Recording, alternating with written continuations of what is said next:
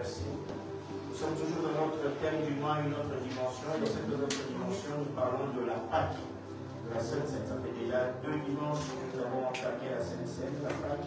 Aujourd'hui, nous sommes à notre 3e dimanche et les hommes de Dieu termineront les 2 dimanches parce que le 2 avril, nous avons notre événement de la Sainte Seine. Alors, le thème, c'est une autre dimension et le sous-thème, c'est le repas sacré. Le repas sacré. J'introduis ce repas sacré encore aujourd'hui pour que les hommes de Dieu puissent terminer. Alors, nous allons prendre une série de versets. Luc 22, verset 15. Luc 22, verset 15. On va se mettre debout pour les premières références. Luc 22, verset 15. Luc 22, au verset 15. Notre référence que tu nous dis ça. Mon Seigneur, excusez-moi, Luc 22, au verset 15, il leur dit, j'ai désiré vivement manger cette Pâque avec vous avant de souffrir. Tu peux prendre le 19 et 20 aussi. Du verset toujours. Toujours 22, 19, 20. Ensuite, il prit du pain et après avoir rendu grâce, il le rompit et leur donna en disant, ceci est mon corps qui est donné pour vous. Faites ceci en mémoire de moi. Il prit de la même coupe après le souper et leur donna en disant, cette coupe est la nouvelle alliance en mon sang qui est répandue pour vous. Amen. Nous prenons 1 Corinthiens 10, 16 à 17. Je peux te dire aussi. 1 Corinthiens 10, 16 à 17. La coupe de bénédiction que nous bénissons n'est-elle pas la communion au sang du Christ? Le pain que nous rompons n'est-il pas la communion au corps du Christ? Puisqu'il y a un seul pain, nous qui sommes plusieurs, nous formons un seul corps, car nous participons tous à un même pain. Amen. Tu peux aussi prendre.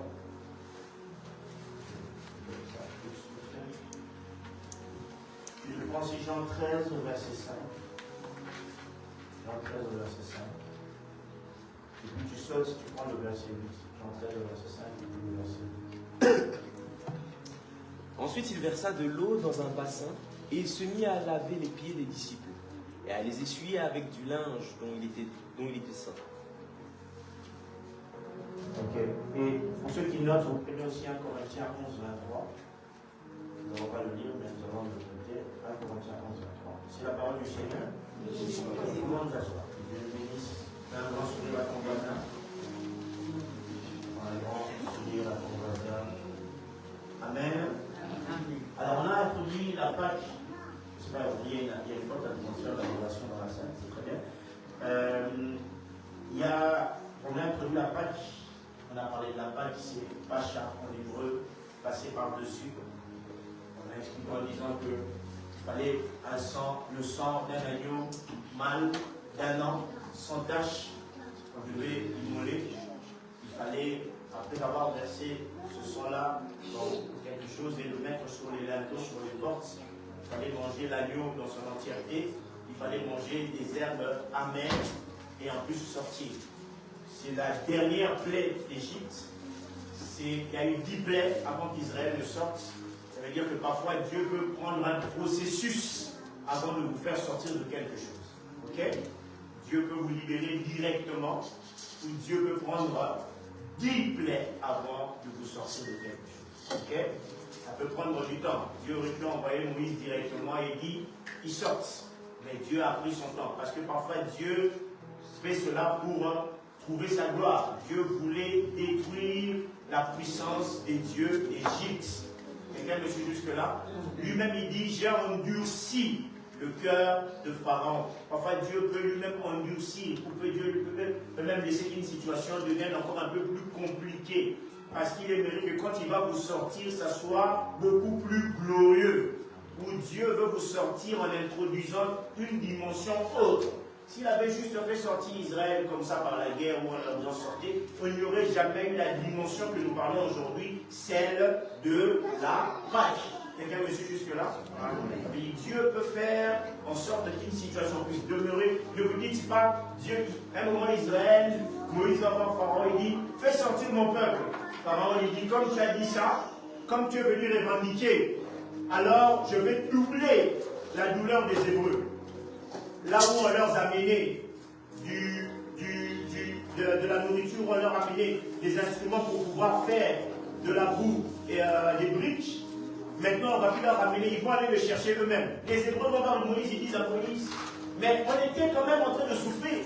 Mais toi, tu vas lui dire de nous libérer et il augmente encore la souffrance. Parfois, vous avez l'impression que vous avez prié, mais qu'après votre prière, la chose a encore augmenté.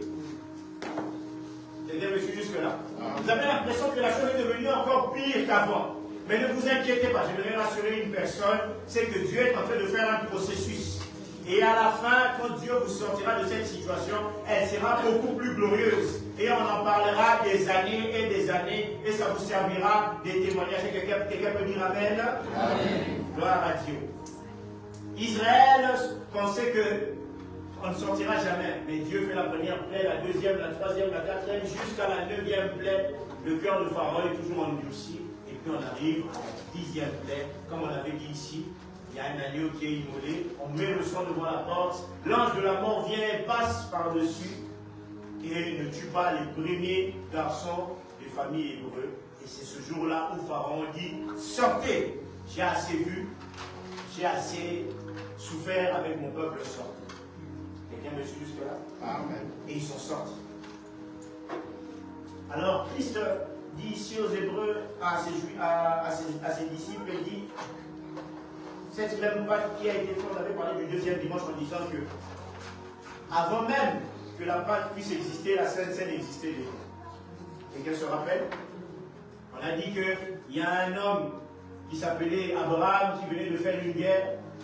Il vient de faire une guerre, il remporte la guerre et puis il rencontre un homme qui n'a ni père ni mère. Mais que tout le monde dit que c'est le roi de Salem. Mais à ce moment-là, la ville de Salem elle-même n'existe pas. Géographiquement, elle n'existe pas. Encore. Ok? Les Hébreux le disent, elle n'existait pas encore, mais cet homme, tout le monde se rend compte que c'est le roi de Salem. Mais de quel roi, de quelle ville il s'agit? C'est la ville de paix. Et on s'appelle Melchisédek, il n'a ni père ni mère. Qu'est-ce qu'il fait? Il donne à Abraham le pain et le vin. Quand Abraham mange, il comprend que cet homme n'est pas un prêtre comme tous les autres prêtres. Et il dit, je peux lui donner la dîme de tout. Et on avait expliqué que la dîme est un principe divin qui est entré en Abraham après qu'Abraham ait mangé le pain et le vin. Quelqu'un me suit jusque-là? On a dit, ça précédait même la Pâque.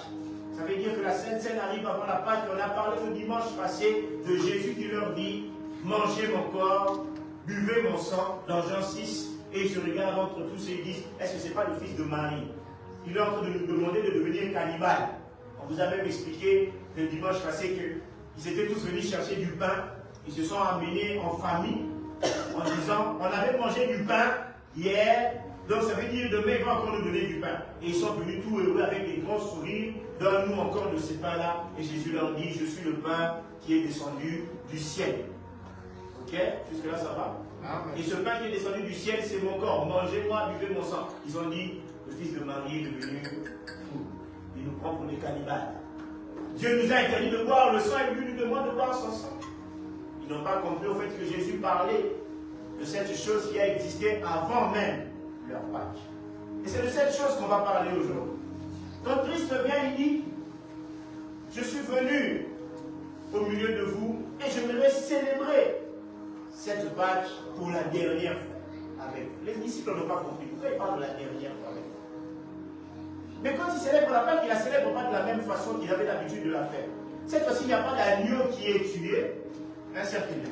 Il n'y a pas d'agneau qui est immolé, c'est un peu là. Il n'y a pas de sang qui est mis sur la porte. C'est juste Jésus avec 12 personnes en train de manger et il leur dit, voici ce pain, c'est mon corps. Si moi je suis quelqu'un qui connaît les Écritures, qui connaît l'histoire, je vais me dire, mais c'est bizarre. Il nous donne le pain, mais il y a déjà un monsieur qui avait donné le pain à notre ancêtre, n'est-ce pas? Il dit. À ce moment-là, il devait se poser la question, mais il donne le pain, il dit, ceci est mon corps. Ça ressemble fortement à ce que Melchisédek avait donné. Jésus voulait simplement leur dire que l'agneau qui avait été immolé avant la fondation du monde, avant même l'existence de la Pâque, c'est moi. Ce pain que vous devez manger, c'est moi. Ce pain qu'Abraham avait mangé, parce que quand Melchisédek donne à Abraham le pain, il lui donne une partie de lui. il donne une essence de lui. À ce moment-là, Abraham mange Dieu. C'est pour ça qu'il n'est plus Abraham, il devient Abraham. Ok, quelqu'un me suit jusque-là. Jésus dit, on est resté 3 ans avec vous. Vous avez fait des miracles parce que j'ai été votre maître. Mais moi, je m'apprête à partir.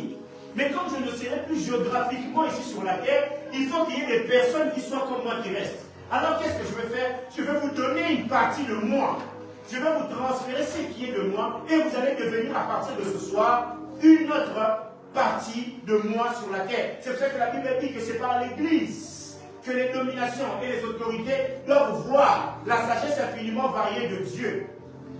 Quelqu'un me suit juste? Jésus leur donne, il leur dit mangez, ça c'est mon corps. Ils prennent le pain, ils mangent, ils ne comprennent pas. Ils sont en train de manger Jésus au fait. Et puis il leur dit, ça c'est la coupe, le sang, buvez ce vin. Ils boivent le vin, ils ne se rendent pas compte qu'ils sont en train de faire ce que même leurs ancêtres ne faisaient pas. Parce qu'Israël mangeait que l'agneau mais ne buvait pas le sang. Dieu avait dit, j'ai interdit de boire le sang. Mais Jésus vient et dit, moi je reviens à l'époque de Melchisédek. Et je vous dis cette fois-ci, il ne faut pas simplement manger le corps, mais il faut aussi boire le sang.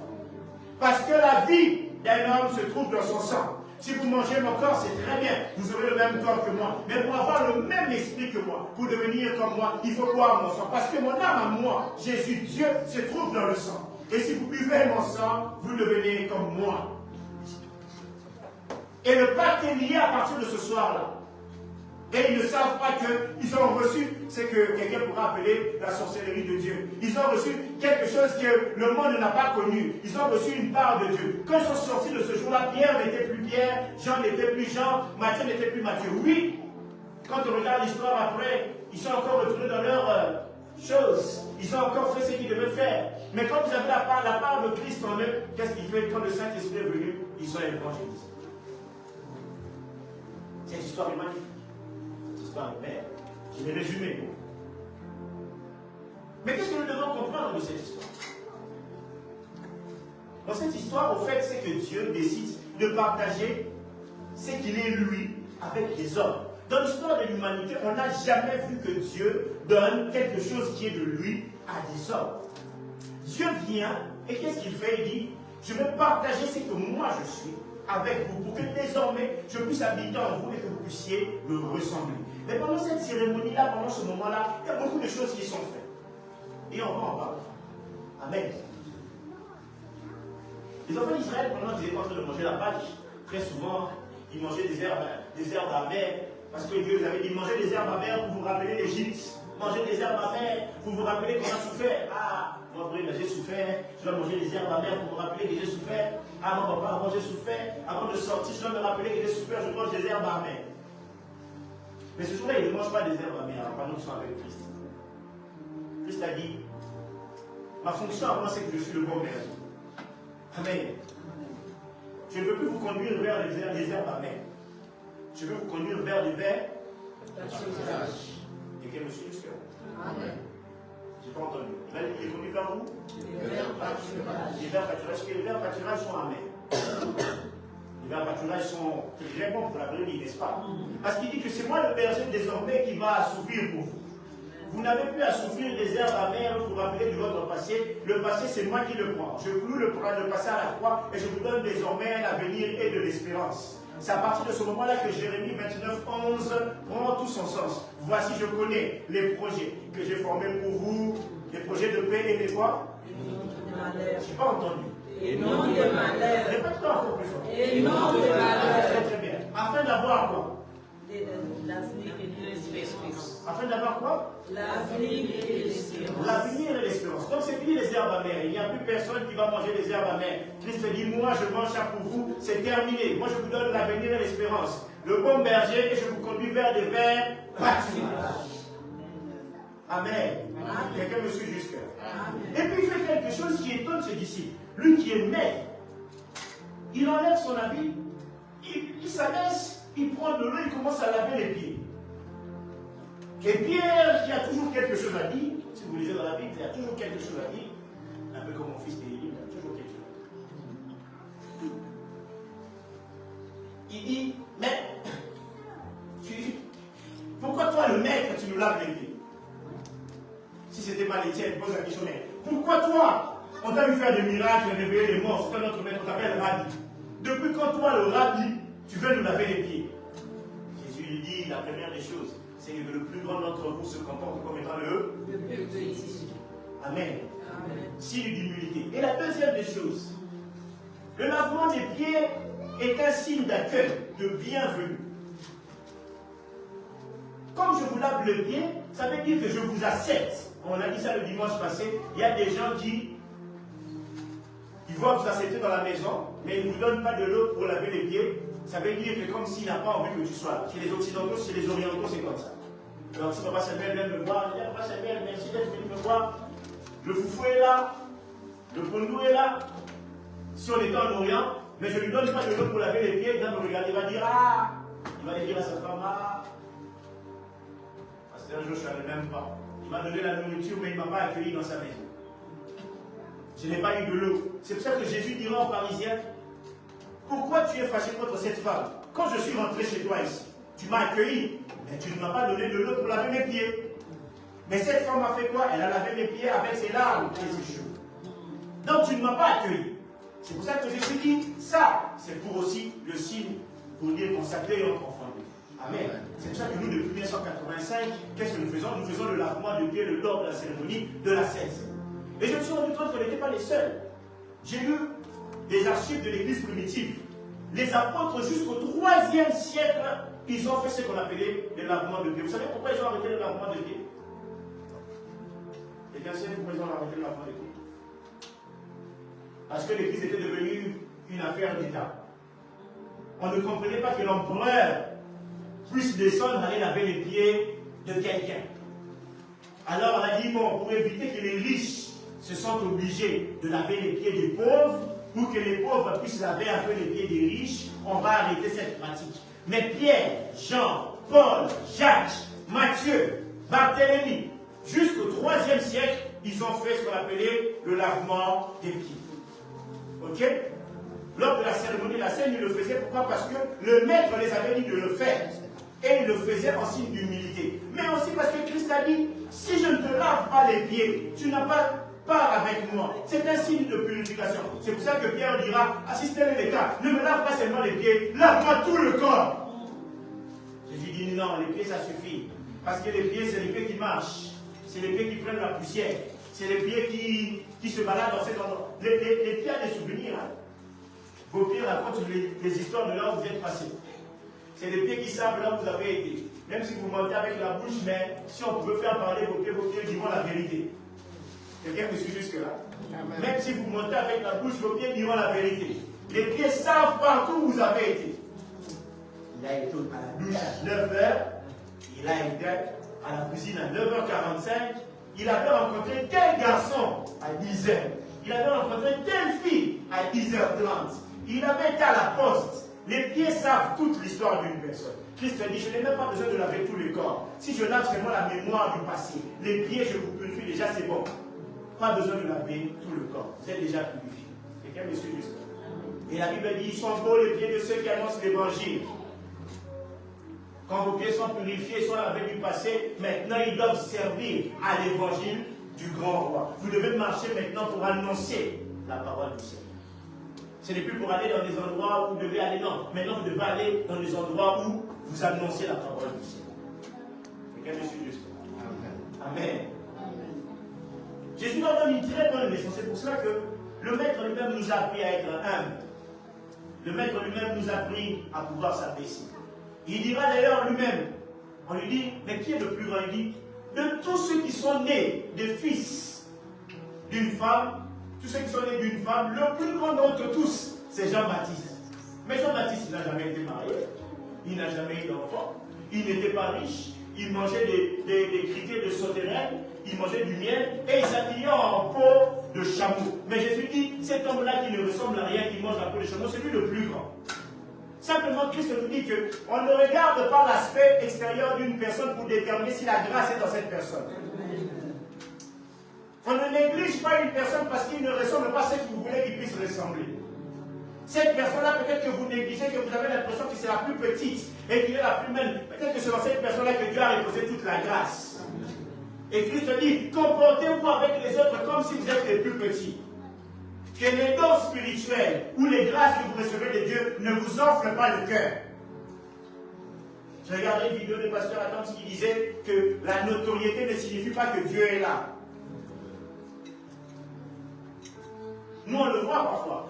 On le voit parfois dans certains endroits. Une fois, je suis allé dans une église, j'étais habillé en jeans, avec ma chemise carrelée, je me rappelle, rouge. Je suis rentré, le frère là m'a dit, mettez-vous derrière. Je me suis mis derrière et puis son pasteur m'a dit, non, lui c'est un homme de Dieu, c'est un pasteur, il faut être devant. Et lui-même il dit à son pasteur, mais il n'était pas habillé comme un pasteur. Et là, moi je me suis posé la question, oh, c'est quoi être habillé comme un pasteur? C'est ça qui m'a. Je me suis posé la question, je me suis dit, allez, je vais venir avec une soutane, avec un col pastoral. Je me suis dit, bon, peut-être qu'un jour je viendrai avec une soutane. Parce qu'il m'a dit, mais les autres pasteurs, s'ils étaient habillés en costume, avec des habits, peut-être que c'est comme ça que doit être un pasteur. Moi, on m'a dit que je n'étais pas habillé comme un pasteur. Ok? Parfois, j'entends, vous êtes trop jeune pour être un homme de Dieu. Quelqu'un me suit juste. Donc, Christ nous donne une leçon. Avec le lavement de pied, il donne une leçon. Il dit, ne vous fiez pas à la grâce que vous avez. Au contraire, soyez les plus humbles possibles quand vous êtes ensemble. Amen. Et Christ, quand il donne le pain, il dit, faites ceci en mémoire de moi. En mémoire de moi. En grec, c'est anaménésis. Faites ceci en mémoire de moi. Ça veut dire garder cette chose en mémoire, garder cette chose vivante. Christ nous instaure la Sainte Seine pour qu'on puisse le faire à chaque fois, en mémoire de lui. Quelqu'un me suit jusque là. Et l'apôtre Paul dit, la nuit où le Seigneur Jésus fut livré, la nuit où le Seigneur Jésus fut livré, le Seigneur a introduit quelque chose de nouveau, mais qui existait déjà, mais que les hommes n'avaient pas encore compris. Quand il dit, voici ceci est mon sang, voici ceci est mon corps, c'est le sang de la nouvelle alliance. Les gens se disent, oui, mais c'est une nouvelle alliance. Mais le patriarche nous avait prêché, il avait dit, ce que les gens ne savent pas, c'est que la nouvelle alliance existait déjà avant l'ancienne alliance. Quelqu'un me dit jusque-là? Elle est nouvelle pour les hommes, mais pour Dieu, elle n'est pas nouvelle, elle existait déjà. Je vous rappelle ce que je vous ai dit le premier dimanche. Avant la fondation du monde, l'agneau avait déjà été immolé. Je n'ai pas entendu, avait déjà été immolé. Ça veut dire qu'avant même que Maya puisse exister, Dieu avait déjà prévu que Maya, quand elle viendra sur la terre, elle devra rencontrer Christ. Mais pour qu'elle rencontre Christ, il faut que Christ puisse mourir. Le plan de la rédemption de Maya existait même avant que les parents de Maya puissent naître. Quelqu'un comprend jusque-là? Amen. Avant que Hans puisse exister, Dieu avait déjà prévu que Hans devait être sauvé. Mais pour que Hans puisse être sauvé, il fallait que l'agneau puisse être immolé. Dieu avait déjà prévu. C'est pour ça que quand dans Éden, l'homme tombe, Dieu prévoit déjà la sortie de secours. Il dit au serpent, la postérité de la femme t'écrasera la tête.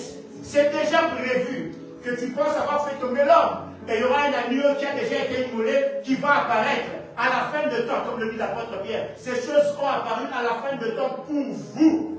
Et quand Christ dit, voici mon sang et voici mon corps, il leur rappelle simplement que ce que je suis en train de vous donner existait déjà dans le ciel. Maintenant, je le matérialise pour que vous-même, vous puissiez répondre à votre place que vous avez perdue au ciel. Quelqu'un me suit juste. Et il leur donne, dit, mangez mon corps, buvez mon sang. Ah, ils ont mangé le corps, ils ont bu le sang, mais ils ne savaient pas qu'à partir de ce moment-là, ils étaient à l'image de Dieu. Dieu commençait à travailler en eux. Vous savez, quand vous mangez quelque chose de très bon, une bonne nourriture, ça n'agit pas directement dans votre corps. Quelqu'un me suit jusque-là. Ça va descendre dans votre corps, ça va se répartir. Comment dit ça en français? Répartir. Merci beaucoup, répartir dans votre corps. Ça va créer des vitamines, ça va créer des bonnes choses. Quand ils ont mangé Christ et qu'ils ont bu le sang, c'est rentré dans leur corps, ça s'est réparti en eux. C'est pour ça que quand un enfant de Dieu mange et qu'il boit Christ et qu'il commence à vivre comme Christ, petit à petit, vous voyez des changements dans la personne. Quelqu'un me suit juste. Vous savez que la grâce de Dieu rend une personne encore plus belle. Ça va bien. Il y a des gens comme ça, vous les voyez le jour où il vient à l'église, vous voyez sa tête, vous dites, ah, je l'avais fait peur. Hein. Vous le regardez 6 mois après avoir rencontré le Seigneur, vous dites, ah, en fait c'est un bel homme, hein. Mais c'est une belle femme. Mais qu'est-ce qui faisait ça? Parce qu'en fait, il était dans les ténèbres. Il n'avait pas encore rencontré Jésus. Mais quand vous mangez, vous le Seigneur, vous vous rendez compte que vous devenez quelque chose de différent, une personne différente. Même la beauté physique commence à apparaître. C'est pour ça que les hommes vont plus loin en disant l'onction en beau. Quelqu'un me suit juste. Amen. Ils ont fait un test, ils ont montré des personnes qui avaient arrêté la cocaïne. On les a filmés 3 ans après. Il y a une dame, j'ai vu la photo. Quand vous regardez sa photo, quand elle fumait encore, elle prenait encore la cocaïne, on dirait qu'elle vient de sortir de la mort.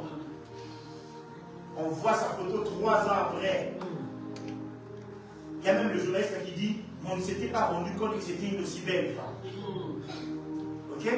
Mais ça, c'est juste parce qu'elle a arrêté la cocaïne.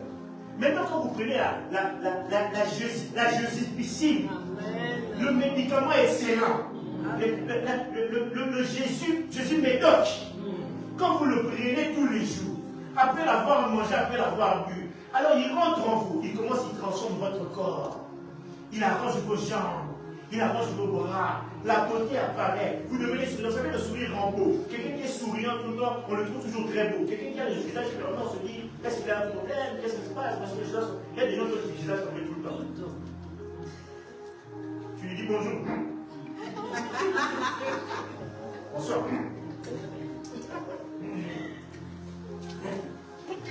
Qu'est-ce qui se passe? On avait un frère, on l'appelait l'huile. Parce que lui, on disait tout ce que tu mets chez lui. Toujours. Et comme on l'a appelé ça, je suis en train de faire le charisme. Tu ne fais pas le charisme, tu es juste mal éduqué. Tu as des problèmes, tu es soigné, tu dois arrêter ça. Tu n'es pas le charisme, tu es juste mal éduqué. Oh non, moi je suis en train de faire le charisme. Tu ne fais pas le charisme, tu es mal éduqué. Il faut dire bonjour aux gens, il faut sourire.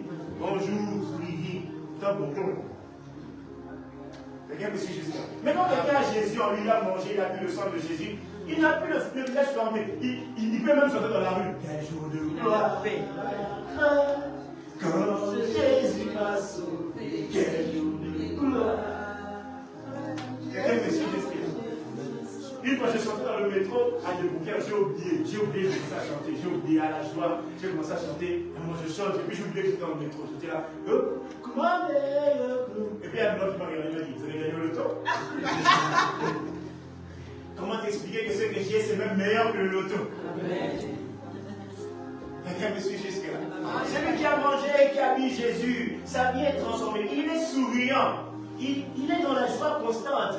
Limite même, il n'écoute même plus ce qu'on lui dit de mal. Oh, tu n'es pas bon. Ah, Dieu te bénisse.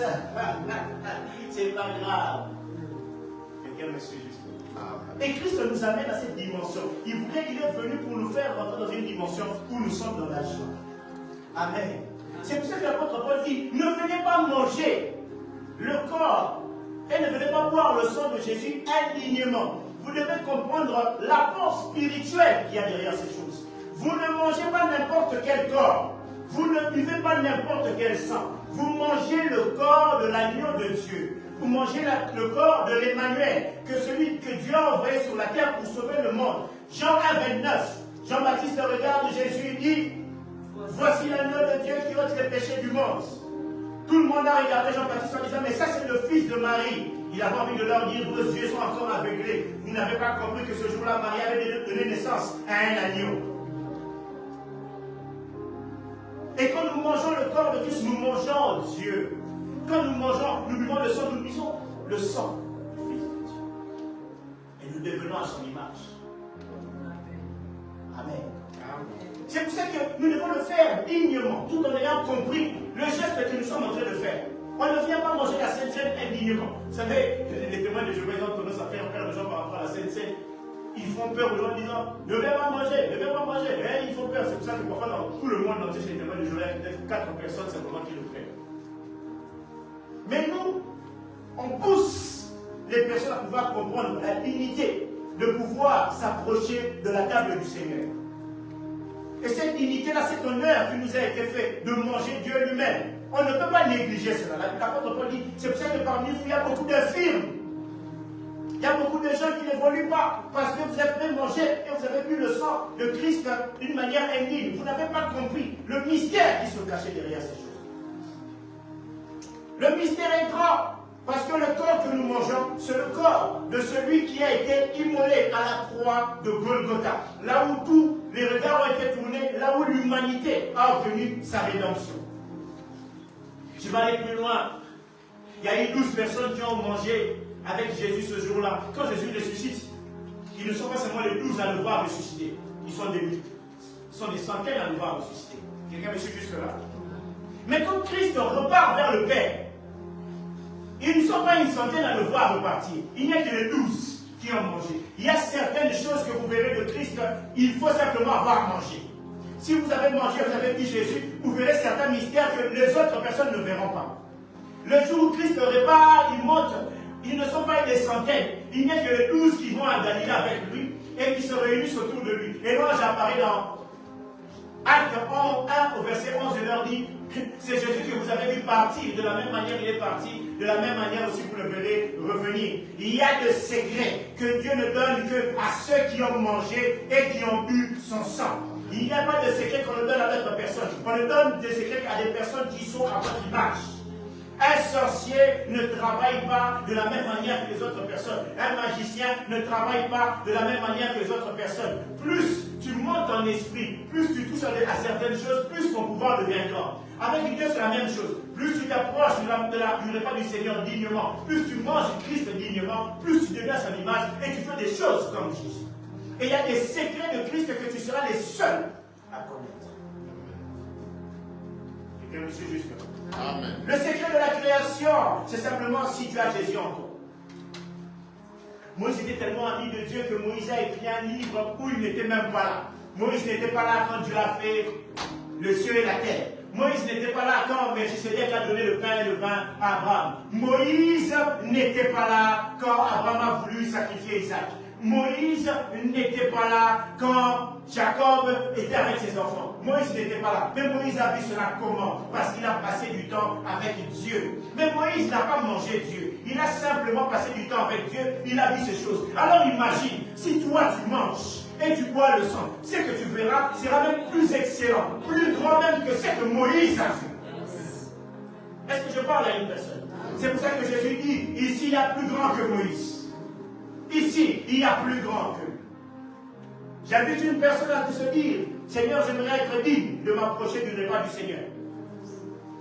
Et me dire que le passé est passé. Christ a dit, les herbes amères sont terminées. C'est terminé, le passé est passé, j'ai cloué ça à la croix. Je vous donne un avenir.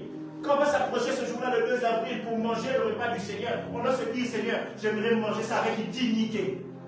Et comprendre que ce que je suis en train de faire n'est pas simplement un pain sans levain, n'est pas simplement du vin, mais c'est aussi la nature de Dieu que je suis en train de manger. Et en sortant de là, je deviens comme Dieu. Amen. Si même les pactes des humains, les simples pactes humains ont des effets, j'aime beaucoup cette parole de la Bible qui dit dans l'hébreu, si même la parole des anges a pu avoir une efficacité, alors imaginez la parole de son fils. Quelqu'un me suit jusque-là. Alors imaginez si même les pactes des hommes ont une grande efficacité, alors imaginez le pacte que nous signons directement avec Dieu. Pasteur Marvel me racontait qu'il a été faire une délivrance d'un couple. L'homme et la femme se sont aimés. L'homme dit à la femme, du jour au lendemain, c'est fini entre nous. J'arrête. La femme lui dit, rappelle-toi qu'on était dans le tunnel tous les deux, dans un coin de la rue.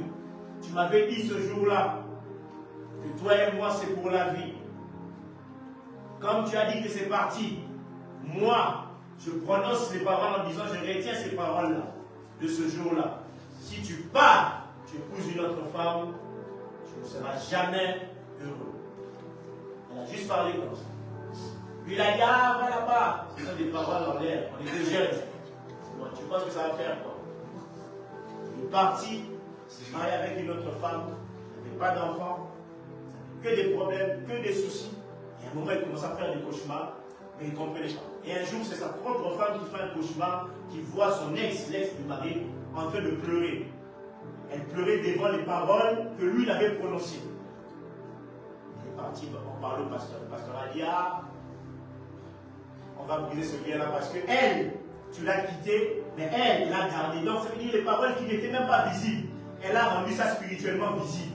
Elle a retenu les paroles que tu lui avais dit que tu ne vas jamais la quitter. Elle a commencé à pleurer dessus. C'est pour ça qu'ici ça ne va pas.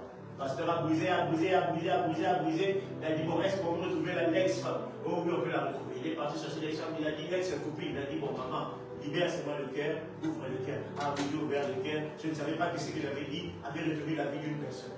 Ça, c'est juste, ils n'ont même pas échangé le sang. C'est juste une parole qui est sortie qu'une personne a retenue. Elle a dit, ok, pour me venger de toi, moi je vais pleurer sur ça. Alors imaginez maintenant quand vous mangez et que vous buvez le sang de Jésus. Vous imaginez le lien et l'impact que ça a. Les parents qui disent à leurs enfants tout le temps, tu es bête, tu es bête, tu es bête. L'enfant va devenir bête. C'est que nous ne savons pas, c'est ça. Oh, tu es bête, tu es bête, tu es bête. Moi-même, pour des blagues, je vais donner un conseil aux amoureux, aux futurs amoureux qui sont ici. Même pour des blagues, tu ne peux pas dire à ta femme ou à ton copain, tu es bête. Je ne vais même pas dire le mot là qui commence par C-O-N. Non. Oh, tu es ceci. Non, il ne faut pas le dire. La parole est créatrice. Alors imaginez si simplement la parole est créatrice, alors à combien plus fort les gens quand vous mangez le corps et vous buvez le sang. Faire très attention à ce que vous dites. Il y a beaucoup d'enfants qui se sont sentis bêtes parce que les parents n'ont pas arrêté de leur répéter, toi tu es bête, toi tu es bête, toi tu es bête, toi tu es bête, toi tu es bête. Il y a une maman qui nous a fait rire, mon épouse, elle a dit, parfois j'ai envie d'insulter mal mon fils parce qu'il m'énerve, mais je me retiens parce que je sais que la parole est créatrice. Parce que si je dis des choses, ça peut arriver sur ça. Ça, c'est juste la parole de Dieu. Mais manger Christ et boire Christ, ah les amis, l'effet est encore beaucoup plus grand. Vous devenez comme Dieu. Vous devenez à son image. La Bible dit que tel qu'il est, tel que nous sommes. Et je reviens avec cette phrase que j'aime souvent dire. Vous êtes des dieux, mais vous mourrez comme des hommes. Parce que vous n'avez pas mangé dignement le corps, vous n'avez pas bu dignement le sang. C'est pour ça que vous mourrez comme des hommes. J'ai aimé le témoignage de Romain Kana, il a terminé en disant, je ne mourrai pas, je vivrai. J'aimerais dire à quelqu'un aujourd'hui, toi qui as mangé Jésus, toi qui as bu son sang, tu ne mourras pas. Je le répète, tu ne mourras pas. Peu importe si la difficulté se trouve à n'importe quel niveau. On ne sait pas, peut-être que c'est seulement la 4e plaie. Dieu attend la 10e plaie pour te sortir. J'aimerais annoncer à une personne aujourd'hui, toi qui as mangé Jésus, toi qui as bu son sang, tu ne mourras pas. C'est une promesse que Dieu a dit, tu ne mourras pas, tu vivras. Et ce qui est encore bien dans l'histoire, c'est que tu raconteras. Quand Israël est sorti, ils ont commencé à raconter. C'est pour ça que jusqu'aujourd'hui, ils racontent cette histoire à leurs enfants. Quand on leur demande comment on est sorti d'Égypte, ils disent, il y a eu une première plaie, il y a eu une deuxième plaie, il y a eu une troisième plaie. Mais c'est le jour où on a mangé l'agneau. C'est le jour où on est sorti. Toi aussi tu raconteras. Le jour où j'ai mangé Jésus, le jour où j'ai bu son sang, c'est le jour où je suis sorti. Maman, comment tu as rencontré papa? C'est le jour où je suis sorti en ayant mangé, en ayant bu Jésus. Comment tu as trouvé du travail? C'est le jour où j'ai mangé et j'ai bu le sang de Jésus. Comment tu es arrivé à ce niveau d'onction? C'est le jour où j'ai accepté. J'ai mangé et j'ai bu le sang de Jésus.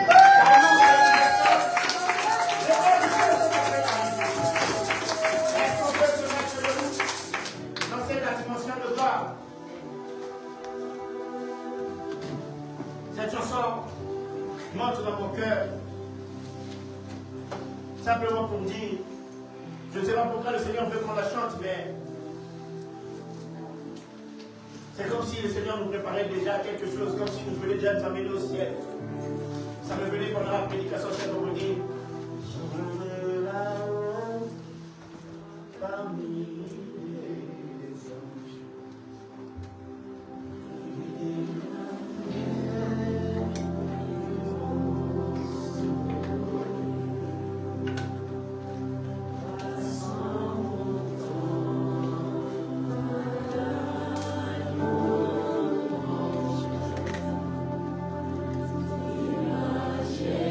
J'ai compris maintenant.